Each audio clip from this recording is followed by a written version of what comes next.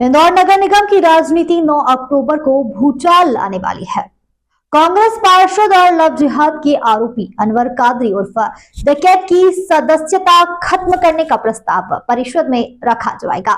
महापौर पुष्यमित्र भार्गव ने कड़े शब्दों में कहा है कि कादरी पर दर्जनों मुकदमे हैं, गुंडागर्दी, देश विरोधी नारे, लव जिहाद को बढ़ावा देना और यहां तक कि रासुका की कार्यवाही भी उन पर हो चुकी है। फरार रहना और गवाहों को प्रभावित करना ही इस बात का सबूत है कि उनका पार्षद बने रहना शहर और निगम दोनों के लिए एक कलंक है। इंदौर नगर निगम परिषद का 9 अक्टूबर को होने वाला सम्मेलन बेहद गर्म होने वाला है।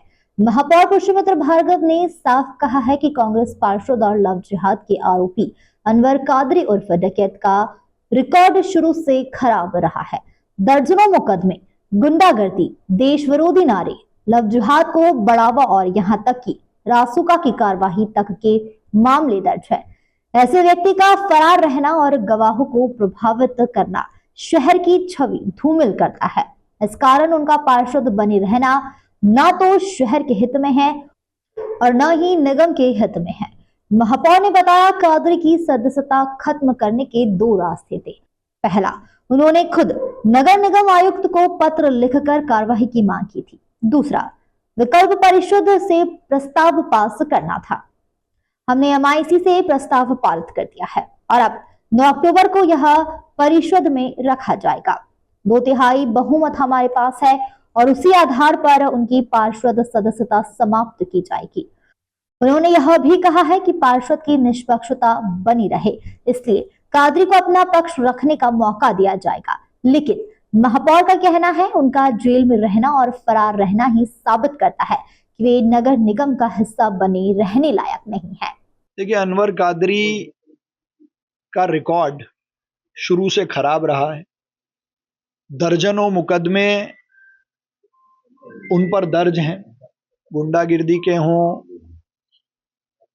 देश विरोधी नारे लगाने के हों, लव जिहाद को बढ़ावा देने के हों, यहाँ तक कि रासुका जैसी कार्रवाई भी उन पर हुई है।